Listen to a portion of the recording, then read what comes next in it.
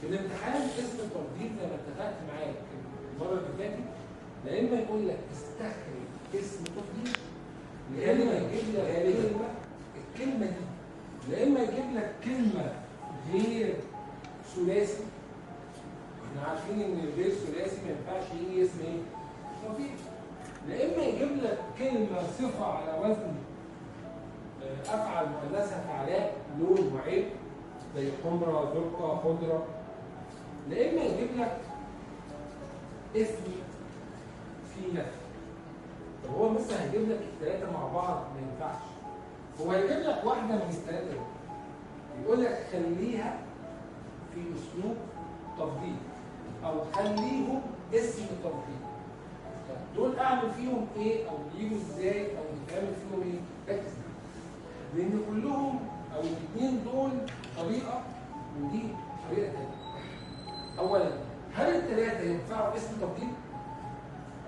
لا، فهجيب اسم تفضيل من عندي. هجيب اسم تفضيل من عندي. دي رقم واحد. اثنين، الثلاثه دول اعمل فيهم ايه؟ قال لك الثلاثه دول هات منهم المصدر، سواء مصدر صريح او مصدر مؤول. تجيبها ازاي؟ يعني واحده زي كلمه ازدحم، قال لك ازدحم هتبقى اكثر، هجيب اسم تفضيل من دماغي واخلي المصدر الصريح ازدحاما. زي ايه؟ زي لما اقول القاهره اكثر ازدحاما من السويس.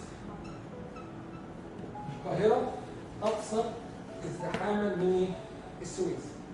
طيب اللون، لو بصيت في الورقة اللي أنت صورتها بتبص، بس لو بصيت هتلاقي أنا جايب لك ألوان حمراء وزرقاء وخضراء وصفراء.